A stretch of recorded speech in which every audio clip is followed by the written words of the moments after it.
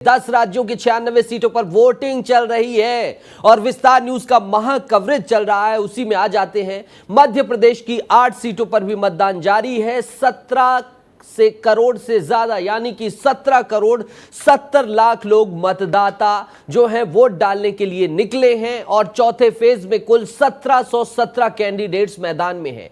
इस फेज में 5 केंद्रीय मंत्रियों की भी प्रतिष्ठा साख में है। तीसरे फेज तक 284 सीटों पर मतदान हो जाएगा। कुल मिलाकर देखा जाए तो लगभग 70% जो है सीटें हैं वो उन पर मतदान हो जाएगा और 30% जो है आगामी 3 चरणों का मतदान बचेगा। लेकिन 1 बजे तक की वोटिंग क्या हुई है और ये सब बताएंगे। लेकिन हमारे साथ जो तमाम गेस्ट हैं वो सब जुड़ गए हैं, उनका परिचय भी आपसे करा देते हैं। कांग्रेस पार्टी से स्वदेश शर्मा जी हमारे साथ जुड़ गए हैं जो कि कांग्रेस का पक्ष रखेंगे, प्रखर प्रवक्ता है कांग्रेस पार्टी से। और बीजेपी से राहुल टिकरिया जी जुड़ गए हैं और एक्सपर्ट राय के लिए हमारे स्टेट ब्यूरो जुड़ गए हैं मृगेंद्र पांडे जी। तीनों जुड़ गए हमारे साथ। लेकिन सबसे पहले चर्चा की शुरुआत करेंगे, लेकिन कैसे 1 बजे तक के जो वोटिंग परसेंटेज है वो बता देते हैं।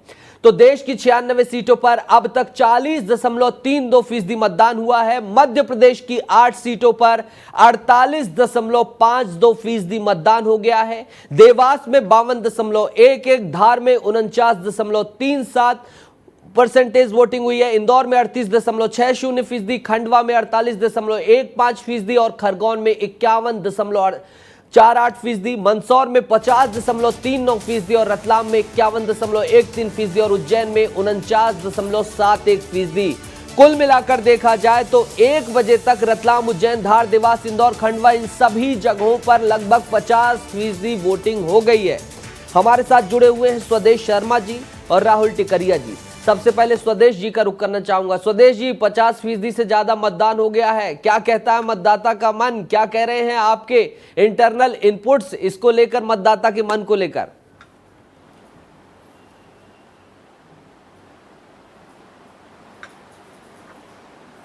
स्वदेश जी, क्या आप सुन पा रहे हैं?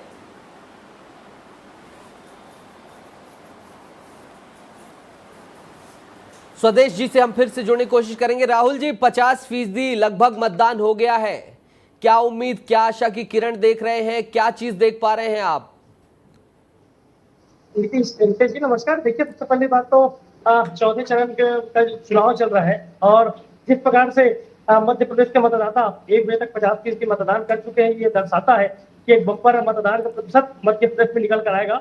और निसंदेह नरेंद्र मोदी जी के ऊपर और भाजपा के ऊपर जिस प्रकार से मध्य प्रदेश वासियों का और देशवासियों का एक विश्वास बढ़ा है, आप देखेंगे पक्ष भी भारतीय जनता पार्टी के पक्ष में होगा और मध्य प्रदेश की सभी सीटें इस बार भारतीय जनता पार्टी जीतेगी, क्योंकि नरेंद्र मोदी जी के नेतृत्व में जिस प्रकार से भारत आगे बढ़ रहा है और भारत जिस प्रकार से सशक्त हो रहा है, ये दर्शाता है कि जनता का विश्वास भी नरेंद्र मोदी जी के साथ है, भारतीय जनता पार्टी के साथ है। ठीक है स्वदेश जी, क्या देख पा रहे हैं आप? 50% लगभग मतदान क्रॉस करने को है। 1 बजे का ये आंकड़ा है और पिछले चरण में, इस चरण में मतदान बढ़ता हुआ दिखाई दे रहा है।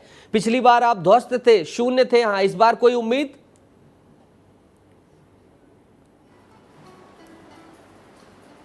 स्वदेश जी। जी जी सर, बताएं। पुनः दोहराएं अपना प्रश्न। मैं ये कह रहा हूं कि पिछली बार शून्य थी यहाँ स्थिति, जहां भी मतदान चल रहा है। इस बार अभी 1 बजे तक 50% से ज्यादा वोटिंग हो गई। आशा की किरण देख पा रहे हैं आप? तो पूरे चुनाव में सक्रिय रहे, लगातार कांग्रेस पार्टी का मुखर पक्ष रख पा रहे हैं।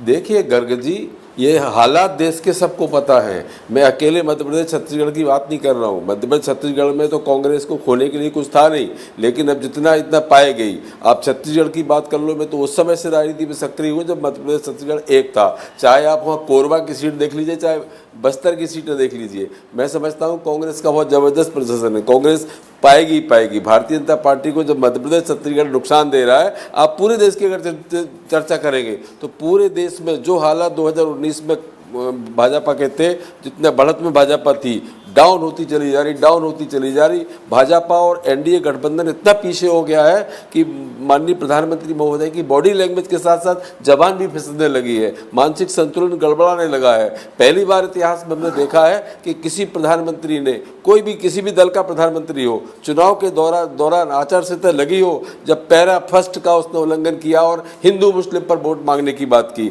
मैं समझता हूं भारतीय जनता पार्टी के लिए संकेत शुभ नहीं है, और शुभ होते तो ये सूरत जैसा कांड नहीं कराते, इंदौर जैसा कांड नहीं कराते, खजुराहो जैसा कांड नहीं कराते, जनता को वोट का अधिकार देते। माफी चाहता हूं, मैं किसी पार्टी का पक्ष नहीं रख रहा हूं। आप कह रहे हैं संकेत शुभ नहीं थे, इन्होंने धर्म की बात की, लेकिन बात तो आपने भी जाति के आधार पर कर दी। आरक्षण के लिए जो आपके पूर्वजों ने, जो संविधान जब बना रहे थे, संविधान के निर्माता थे, उसमें कांग्रेस पार्टी के सबसे ज्यादा लोग थे, उन्होंने जो मापदंड मानबिंदु बनाए थे उनको भी आपने तोड़ने की कोशिश की। आपने जिसकी जितनी हिस्सेदारी है उसकी उतनी जिम्मेदारी की बात की है, तो इसे किस हिसाब से देखा जाए? जी बिल्कुल, देखिए जिस देश में 80-85 करोड़ लोग 5 किलो अनाज पर जीवन यापन करने पर मजबूर हों, उस देश को आरक्षण की सख्त जरूरत है। और ये हमें संविधान ने जो शक्तियां दी हैं वो इसीलिए दी है ताकि हम इसका क्रियान्वयन कर सकें और सरकारें उन तक राहत पहुंचाने का काम करे। लेकिन जो पिछले 10 सालों की सरकार पूंजीपतियों और उद्योगपतियों की रही है। आरक्षण तो है ही ना, आपको क्यों लगता है कि आरक्षण खत्म हो जाएगा? पहली बात। और दूसरी चीज, आरक्षण जाति के आधार पर जो है उसको धर्म के आधार पर भी आपने कर्नाटक में कर दिया, तो आप तो दोहरी बात खुद ही कर रहे हैं। एक तरफ धर्म के आधार पर भी आरक्षण की बात कर रहे हैं और दूसरी तरफ आप कह रहे हैं आरक्षण खत्म भी हो रहा है। क्या कुछ है, कुछ पेच फंस गया क्या? जी, कांग्रेस ने कभी धर्म के नाम पर आरक्षण नहीं दिया है। ये मैनिफेस्टो लेकर के कूट रचित बातें भारतीय जनता पार्टी फैला रही है। लेकिन हमें खुशी इस बात की है कि हम इतना प्रचार प्रसार अपने मैनिफेस्टो का नहीं कर पाए थे जितना भारतीय जनता पार्टी ने की टोल आर्मी ने कर दिया है और जन जन तक पहुंचा दिया है। जब जन जन के पास पहुंचा तो उसने हमारा मैनिफेस्टो पढ़ा। पढ़ने के बाद ये तस्वीर सामने आई है कि भारतीय जनता पार्टी और एनडीए इतनी परेशानी के दौर से गुजर रहे हैं कि माननीय प्रधानमंत्री महोदय को आज भी अपने नामांकन के लिए ऐसा इवेंट करना पड़ रहा है। देश भर से भाजपा और सारे मुख्यमंत्रियों को बनारस बुलाना पड़ रहा है। राहुल जी, क्या आप ऐसा कर रहे हैं? संविधान खत्म करने वाले हैं क्या? आरक्षण खत्म करने वाले हैं क्या? हर जगह तो कांग्रेस वाले जाकर बोल रहे हैं, स्वदेश जी भी यही चीज कह रहे हैं।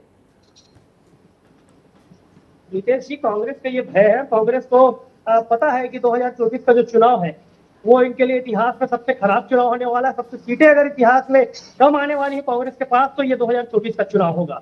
ये इसी भय के नाम से जनता को बरगलाने का काम कर रहे हैं। भारतीय जनता पार्टी के द्वारा किसी भी प्रकार से ये स्टेटमेंट नहीं दिया गया है कि आरक्षण खत्म कर दिया जाएगा।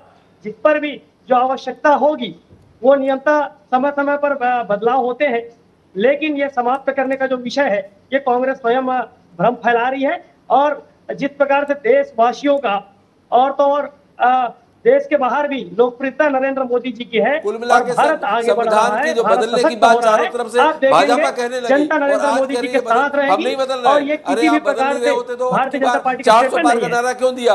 आपने लोकतंत्र को खत्म करने के लिए चलती हुई सरकारों को गिराया, स्वदेश जी मंत्रियों को जेल में डालने का काम स्वदेश किया जी, ताकि चुनाव निष्पक्ष न होने पाए। आपने सूरत जैसे कांड को अंजाम करने के लिए तन मन धन और ईडी सीबीआई आईटी सबको लगा करके आपने प्रयास किया। तो आप कैसे कह सकते हैं इस बात को कि आप संविधान खत्म नहीं कर रहे हैं? आप मध्य प्रदेश में बैठे हैं। मैं आपके पास आऊंगा, मैं आपके पास आऊंगा और इस चीज पर भी बात होगी। 2014 का यही झल्लाहट है, ये सुन नहीं सकते। और लेकिन हमें संवैधानिक व्यवस्था के तहत एक विकल्प मिला है नोटा का। तो आप नोटा में देखेंगे, नोटा का रिजल्ट आएगा तो आपको एहसास हो जाएगा कि आपने जो गलती की है दोबारा नहीं दोहराएंगे आप। तो स्वदेश जी, नोटा का विकल्प तो बहरहाल सुप्रीम कोर्ट ने दिया था, लेकिन मैं ये कह रहा हूं स्वदेश जी कि 2014 तक अगर आप गौर करेंगे तो 98 संविधान संशोधन हुए थे।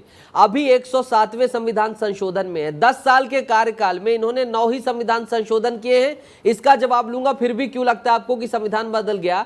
हमारे स्टेट ब्यूरो हैं मृगेन जी जुड़े हुए हैं। मृगेन जी, क्या लगता है ये जो संविधान को लेकर वाद छिड़ा है, आरक्षण को लेकर वाद छिड़ा है, दूसरी तरफ कांग्रेस कह रही है कि जाति, जिसकी जितनी जाति है उसके आधार पर आरक्षण देना चाहिए, वहीं पर धर्म के आधार पर भी आरक्षण की बात हो गई है, तो इस पशोपेश में कुछ निकलेगा? मतदाता क्या इसे देखकर भी जाएगा या योजनाएं हैं, जो बुनियादी सुविधाएं हैं, शिक्षा, स्वास्थ्य, इन्हीं सबको देखकर निकलेगा?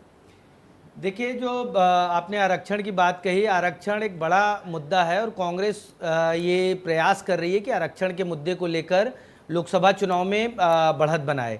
आरक्षण का मुद्दा प्रभावी होगा उत्तर प्रदेश, बिहार और जो उत्तर भारत का एरिया है, जहां आपने मंडल कमीशन के बाद एक अलग बदलाव देखा था, उसी पैटर्न पे कांग्रेस आज जाती दिख रही है। कांग्रेस को ये लग रहा है कि एसटी, एससी और ओबीसी की बात करके, जातिगत जनगणना की बात करके और अन्य मुद्दों को लेकर वो जाएंगे उन वोटरों के बीच। क्योंकि आप समझिए इस बात को कि उत्तर प्रदेश हो, बिहार हो और तमाम उत्तर भारत के राज्य, मध्य प्रदेश, राजस्थान, तमाम जगहों पे बीजेपी को बहुत बड़ी बढ़त है। पिछले लोकसभा चुनाव का आप देखेंगे तो उत्तर प्रदेश में सिर्फ एक सीट पर कांग्रेस, वो भी रायबरेली है। मध्य प्रदेश की सिर्फ एक सीट है, वो छिंदवाड़ा है। राजस्थान में है ही नहीं। तो इस तरीके से आप देखेंगे तो कांग्रेस को ये लगता है कि आरक्षण की बात करेंगे तो उनको उन उत्तर भारत के राज्यों में बढ़त मिलेगी। हालांकि अभी जो पैटर्न चल रहा है, जो चुनाव कैंपेन चल रहा है, उत्तर भारत के में बड़ा स्टेक होल्डर कांग्रेस नहीं है। आप देखिए कि उत्तर प्रदेश की कई सीटों पे कांग्रेस है ही नहीं, वहां बड़ी पार्टी के रूप में समाजवादी पार्टी है। तो उनकी बातों को कितना वोटर समझता है और उनके पाले में जाकर वोट करता है, ये थोड़ा सोचने की बात होगी। जी ठीक है, स्वदेश जी मेरे साथ जुड़े हुए हैं, लेकिन इस वक्त उज्जैन से हमारे सहयोगी संतोष कृष्णानी सीधा जुड़ गए हैं। स्वदेश जी, आऊंगा आपके पास और ये चीज जानने की चेष्टा रहेगी, संविधान संशोधन की जो बात हुई है कि भाई 10 साल में तो 7 ही संशोधन हुए, 9 संशोधन हुए, ऐसा क्यों लग रहा है कि संविधान खत्म हो रहा है? और दूसरी चीज, आदिवासी महिला वोटर्स, लाडली बहना योजना का काउंटर क्या है आपके पास? नहीं लगता आपको कि इससे दिक्कत होगी? और विधानसभा चुनाव में मालवा ने आपका साथ नहीं दिया था, तो यहाँ इस पर भी विवेचना करेंगे और भारतीय जनता पार्टी से भी सवाल करेंगे कि आखिर ऐसी क्या नौबत आई कि कांग्रेस के भाई आपने उसको ही ले लिया जो कैंडिडेट है। और संतोष हमारे साथ जुड़ गए। संतोष, आप क्या देख पा रहे हैं, क्या कुछ हो रहा है, कैसा वोटिंग परसेंटेज चल रहा है उज्जैन में? मुख्यमंत्री का गढ़ है, क्षेत्र है, गृह क्षेत्र। बिल्कुल नितेश, बताना चाहेंगे उज्जैन के पिपली नाका का जो मतदान केंद्र 15 नंबर, इन 15 नंबर के रहवासियों की तारीफ करना होगी कि 100% मतदान यहाँ पर हो चुका है, जो कि लगभग 1500 से भी ज़्यादा मतदाता थे। 15 में से 1300 मतदाताओं ने यहाँ पर मतदान किया है और मतदाता जागरूक होने का परिचय भी दिया है। और ये मतदाता हैं, आप देख सकते हैं, महिला हैं जो काम जरा बात करिए संतोष जी से, बात करिए, बात करिए। पहला काम किया है मतदाताओं के लिए। बिल्कुल, आपने भी खाना वाना छोड़ के आपने मतदान किया, क्या कहेंगे? बहुत अच्छा किया, हमने योगदान किया। हमारा एक वोट हमारे राष्ट्र हित के लिए है, भगवान राम जी के लिए एक वोट राम जी के लिए, राष्ट्र हित के लिए। कई महिलाएं और भी, आपने भी अपना मत दिया। बिल्कुल, राष्ट्र हित के लिए अपना मत सबको देना चाहिए, सभी को जागरूक रहना चाहिए ताकि भारत का विकास हो सके। बिल्कुल, भारत का विकास हो चुका, आप भी जागरूक नागरिक, क्या कहेंगे? राष्ट्र हित में मतदान करना ही पड़ेगा, घर से बाहर निकलना ही पड़ेगा और इस बार उज्जैन का रिकॉर्ड टूटना ही चाहिए। बिल्कुल, उज्जैन का रिकॉर्ड टूटना चाहिए, आप क्या कहेंगे? अब की बार 5 लाख पार। बिल्कुल, अब की बार 5 लाख पार। संतोष आऊंगा, संतोष आऊंगा। स्वदेश जी जुड़े हुए हैं और राहुल टिकरिया जी। स्वदेश जी, देख लिया आपने उज्जैन की क्या जनता कहती है और भारतीय जनता पार्टी की स्ट्रेटजी। मालवा निमाड़ ने भर भर के विधानसभा चुनाव में प्रेम दिया था, उसके लिए वहां से मुख्यमंत्री बनाया। ओबीसी वोटर की भी महती भूमिका है, तो मुख्यमंत्री का प्रभाव 185 विधानसभाओं में है। कहीं ऐसा तो नहीं कि भारतीय जनता पार्टी ने जो दांव चला था वो दांव सही होता दिखाई दे रहा है, या कुछ और भी आप देख पा रहे हो जो दर्शकों को, प्रदेश को दिखाना चाह रहे हो? देखिए, विधानसभा का चुनाव और लोकसभा के चुनाव में जमीन आसमान का फर्क है। यहाँ के मुद्दे अलग होते हैं और देश के लिए अलग मुद्दे होते हैं। देश का आज सबसे बड़ा मुद्दा है बेरोजगारी। आपने बेरोजगारी को कम करने की बात के लिए आपने कहा था, माननीय प्रधानमंत्री महोदय ने हर बार सब 2 करोड़ रोजगार देंगे, 2 रोजगार नहीं दिए। कहा था हम काला धन लेकर आएंगे और सबके खाते में 15 लाख डालेंगे। काला धन तो आया, लेकिन आपने इलेक्ट्रल बॉन्ड के माध्यम से भाजपा को 8.5 लाख करोड़, 8.5 हजार करोड़ रुपए आपने भाजपा को डाल दिए। कुल मिला के चंदे का धंधा आपने अच्छा बनाया, भाजपा फलीभूत हुई। आपने हम अडानी को लगातार सवाल उठाते रहे, माननीय राहुल गांधी जी ने लगातार सवाल उठाए और माननीय प्रधानमंत्री महोदय कभी न संसद में बोले, न सभा में बोले, न कभी मीडिया के सामने बोले, सार्वजनिक चर्चा नहीं की। सिर्फ उन्होंने बातें की अडानी अंबानी से तो उनके घर पर की, बंद कमरे में की या प्राइवेट जेट प्लेन में की। कुल मिला के आज आज स्थिति यही आ गई कि माननीय प्रधानमंत्री बौखला गए, घबरा गए, अपने ही भाई बंधुओं को, मतलब अपने ही समर्थकों को, अडानी अंबानी को काला धन का सबसे बड़ा कुबेर बता दिया और बोल दिया कि ये कांग्रेस को टेम्पो भर भर के दिए हैं। तो माननीय प्रधानमंत्री महोदय पर कि इस वाक्य से, इस भाषण से देश को सवाल खड़े। राहुल जी, इन आरोपों का जवाब दीजिएगा स्वदेश जी ने जो लगाए हैं, और एक चीज और बताइएगा कि 38% वोटिंग मात्र हुई है इंदौर में। नहीं आपको अच्छा लग रहा था कि वहां भी भारतीय जनता पार्टी बनाम कांग्रेस चले? ऐसी क्या मजबूरी थी कि आप अक्षय कांति बम को अपने पास ले आए? बताइए, 38% वोटिंग हुई है, इंदौर का मतदाता निराश है, हताश है, ऐसी तस्वीरें आ रही हैं कि कोई उमंग उत्साह ही नहीं है। क्या मजबूरी थी? दोनों चीजों का जवाब। नीतीश जी देखिए, अगर कोई प्रत्याशी या कोई पार्टी का नेता भारतीय जनता पार्टी में आना चाहता है तो उसका स्वागत है। ये राजनीति की एक प्रकार से रीति और नीति है कि लोग टूटते हैं और जुड़ते हैं। अगर कांग्रेस के साथी टूटकर हमसे जुड़ना चाहते हैं तो हम उनका स्वागत कर रहे हैं। और रही बात कांग्रेस का की जो पार्टी है, डूबती नाव है, इनके बड़े बड़े नेता 5 सालों से पार्टी छोड़ रहे हैं और तो जनता भी इनका साथ छोड़ रही है। मैं आपको बता दूं, अभी कांग्रेस के प्रवक्ता साथी आरोप लगा रहे थे कि बेरोजगारी मुद्दा है, ये मुद्दा है, वो मुद्दा। आप देखिएगा 4 जून का वो दिनांक जिसमें कांग्रेस की ही सीटें कम होंगी, इतिहास में सबसे कम सीटें कांग्रेस की पास होंगी, और नरेंद्र मोदी जी पुनः प्रधानमंत्री बनेंगे और इस बार 4 ये बात आप तीसरी बार बोल रहे हैं। आप ऐसे लगातार रटी हुई भाषा मत बोलिए, मुद्दों पर बात कीजिए। जो सवाल करेंगे वो किए, उन पर जवाब दीजिए ना। ये जनता का आप क्यों रटी हुई बातें बोल रहे हैं? जो बात को पहले स्लॉट में आपने बोला वही आप रिपीट कर रहे हैं। इंदौर के विषय में जो हमने सवाल किए, मध्य प्रदेश और देश की जनता के जो सवाल थे, हमने विस्तार बड़े चैनल के माध्यम से आपसे सवाल किए कि भाजपा जवाब दे, तो जवाब तो आप दे नहीं रहे। कांग्रेस का कोई प्रत्याशी नहीं है वहां पर। और राहुल जी ने बड़े उमंग उत्साह से कह दिया कि जिनकी इच्छा है वो कांग्रेस में, भारतीय जनता पार्टी में आ रहा है कांग्रेस से, लेकिन जो दरी बिछा रहे हैं इतने सालों से, उनके मन में क्या चल रहा है इसका भी जवाब लेने का वक्त अब बचा नहीं है। इसका भी जवाब लूंगा मैं, लेकिन मृगेंद्र हमारे सहयोगी जुड़े हुए हैं। मृगेंद्र, आप कैसे देखते हैं 2 चीजें? मुख्यमंत्री को मालवा निमाड़ से ही बनाया गया, 64 विधानसभा सीटें थी, ये दांव चला गया और अभी नतीजा ये दिखाई दे रहा है कि 50% ज्यादा मतदान हो गया और ओबीसी वोटर के लिए भी जो फैक्टर था। और चौथे चरण की बात की जाए, उत्तर प्रदेश बिहार से भी लिंक कर दीजिए, डॉक्टर मोहन यादव की कैसी भूमिका को आप देख रहे हैं, कितना इंपैक्टफुल रहेगा। और ये जो 400 पार की बात है, कितनी व्यवहारिक है, कितनी सही है। और दूसरे जगह से जो इम्पोर्ट सिस्टम हुआ, इसका लॉस होगा कि फायदा ही मिलेगा? देखिए, सबसे आखिरी सवाल आपका था इंपोर्ट सिस्टम, उससे फ़ायदा ही होगा बीजेपी को, क्योंकि बीजेपी की एक स्ट्रेटेजी है दूसरे दलों के उन नेताओं को अपने पाले मिलाना जिनका थोड़ा बहुत जनाधार है, जो चुनाव को प्रभावित कर सकते हैं, और इस चुनाव में आपने देखा। दूसरा, आपने मोहन यादव की बात की, उज्जैन से आते हैं। मोहन यादव ओबीसी वर्ग के बड़े लीडर के रूप में बीजेपी ने उनको इस्टेब्लिश किया। पिछले 3 महीने से आप उनका चुनाव कैंपेन देखेंगे तो जहाँ जहाँ ओबीसी वोटर रहे हैं, चाहे बात उत्तर प्रदेश की हो, बिहार की हो या तेलंगाना की, जहां बहुत कम लोग जानते थे कि यादव वोटर वहां हैं तेलंगाना में, उन जगहों पे बीजेपी ने बड़े स्ट्रेटेजी के तहत मोहन यादव को भेजा और उसका रिफ्लेक्शन आने वाले परिणाम में दिखेगा। उसको उस समय कैलकुलेट किया जाएगा कि आखिर मोहन यादव के जाने का क्या क्या असर हुआ। मध्य प्रदेश की बात है तो मध्य प्रदेश की इन सीटों पे जहां अभी चुनाव हो रहे हैं वो सब सीटें बीजेपी के पास हैं, और मतदान का जो प्रतिशत है, जैसे इंदौर में भी आपने देखा कैंडिडेट नहीं है, उसके बाद भी 38% वोटिंग हुई, तो वो भी एक अच्छा संकेत है, क्योंकि सेकंड पार्टी का ऑप्शन है नहीं। कांग्रेस ने नोटा के लिए बहुत बड़ा कैंपेन चलाया था, हालांकि मुझे नहीं लगता कि नोटा पर उस तरीके से वोट जाएंगे। तो कुल मिलाकर बीजेपी जो है अपनी स्ट्रेटेजी में कामयाब होती नजर आ रही है। और इस चरण में जो चौथा चरण है उसमें उत्तर प्रदेश, बिहार और पश्चिम बंगाल की भी बहुत सारी सीटें हैं। पश्चिम बंगाल में क्रिकेटर को टीएमसी ने उतारा है, उनका भी चुनाव है, शत्रुघ्न सिन्हा का चुनाव है। तो कुल मिलाकर एक रोचक मुकाबला है। रोचक। मैं तो टिकरिया जी की चिंता कर रहा था कि अगर अक्षय कांति बम जैसे आते रहे तो फिर टिकरिया जी का भी नंबर कब लगेगा। बहरहाल स्वदेश जी, टिकरिया जी, आप दोनों को शुभकामनाएं। महामतदान चल रहा है, आप दोनों ने मुखरता से अपनी बात रखी, बेबाकी के लिए जाने जाते हैं। स्वदेश जी, आप बहुत बहुत शुक्रिया जुड़ने के लिए, तमाम बातचीत करने के लिए। विस्तार न्यूज अब आपको खास पेशकश में बताएगा कि वाराणसी में क्या चल रहा है। बनारस विस्तार से प्रधानमंत्री नरेंद्र मोदी आज वाराणसी आ रहे हैं अपने संसदीय क्षेत्र में। पीएम मोदी के दौरे को लेकर पूरा वाराणसी सज चुका है, और कैसे क्या कुछ सजावट हुई है, क्या कुछ उमंग उत्साह है, बनारस का रस क्या है, ये सब कुछ विस्तार न्यूज लगातार आपको बता रहा था।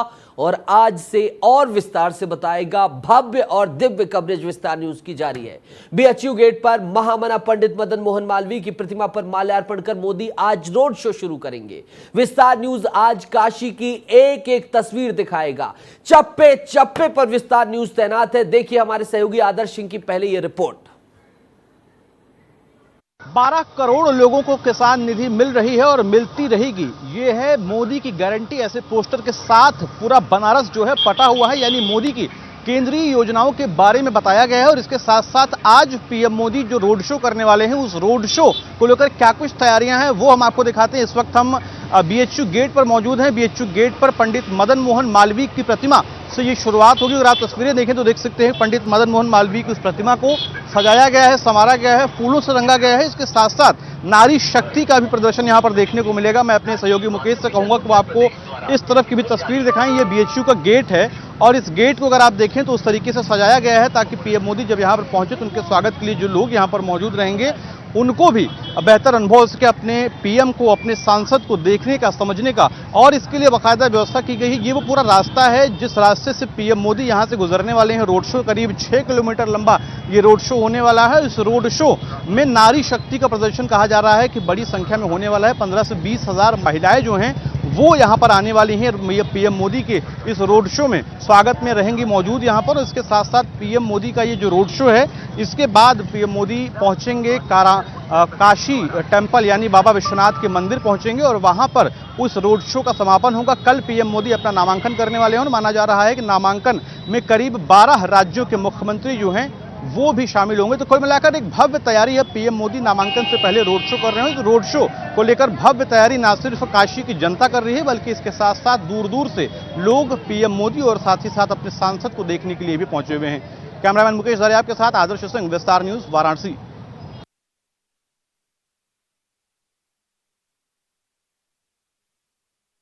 तो प्रधानमंत्री नरेंद्र मोदी जहां से अपने रोड शो की शुरुआत करेंगे वहां विस्तार न्यूज पहुंचा। तमाम चीजें हमने आपको दिखाई। महामना पंडित मदन मोहन मालवीय की प्रतिमा पर माल्यार्पण करेंगे। काशी की शान, बनारस हिंदू विश्वविद्यालय के संस्थापक सदस्य पंडित मदन मोहन मालवीय की प्रतिमा पर माल्यार्पण करने के बाद जो है इस रोड शो की शुरुआत की जाएगी। लगभग 1 किलोमीटर का रोड शो रहेगा। तमाम जो इसके रंग होंगे, जो इसकी झांकियां होंगी, जो यहाँ की जनता के जो उमंग है, उत्साह है प्रधानमंत्री को लेकर, और उसके साथ ही भारतीय जनता पार्टी क्या मैसेज देना चाहती है, क्या सियासी मायने हैं यहाँ पर रोड शो के, क्या मैसेज दिए जाएंगे, सब कुछ विश्लेषण भी आपको दिखाएंगे, सब कुछ दिखाएंगे। जिस रास्ते से पीएम मोदी का रोड शो गुजरेगा वहां सड़कें सज धज कर तैयार हैं। सुरक्षा कर्मी चप्पे चप्पे पर तैनात हैं। काशी की गलियों से हमारे सहयोगी विष्णुकांत तिवारी ने भी रिपोर्ट भेजी है। यकीन मानिए इस रिपोर्ट में वो हर बात मिलेगी आपको जो आज शाम को रोड शो में दिखाई देगी। देखिए रिपोर्ट। इस वक्त हम लोग मौजूद हैं बनारस में। आज प्रधानमंत्री नरेंद्र मोदी का यहाँ पर रोड शो होना है और आप देख सकते हैं पूरी रोड, ये 6.5 किलोमीटर का रोड शो होना है और रोड के दोनों तरफ भारतीय जनता पार्टी के झंडे लगभग हर गाड़ी में, हर टेम्पो में आपको भाजपा के झंडे दिखाई देंगे। लोग यहाँ पर, दुकानें सारी बंद हो चुकी हैं। लोग इसी तैयारी में जुटे हुए हैं कि किस तरीके से प्रधानमंत्री का स्वागत किया जाए। पूरी कड़ी सुरक्षा के बीच में ये वो इलाका है, लगभग 6.5 किलोमीटर का वो इलाका जहाँ पर बनारस की घनी आबादी यहाँ रहती है। काफ़ी आबादी भरा क्षेत्र है और यहाँ पर जगह जगह पर मंच वगैरह भी बनाए गए हैं और वहाँ पर सारी तैयारियाँ छोटे मंचों से लेकर के बड़े बड़े मंचों तक की तैयारियाँ यहाँ पर हो रही हैं। और लगभग 5 बजे से ये रोड शो चालू होना है और अभी हम आपको उसी रास्ते से लेकर के जा रहे हैं जिस रास्ते में प्रधानमंत्री नरेंद्र मोदी का काफिला वो रोड शो होगा। यहाँ पर वो जनता से मुखातिब होंगे, बातचीत करते भी शायद नजर आए। और यहाँ के ये सारी तैयारियां देखिए, पूरा रास्ता, एक पूरी कॉलोनी के बीच से गुजरने वाला रास्ता गुब्बारों से लैस है। हर जगह झंडे वगैरह लगा दिए गए हैं।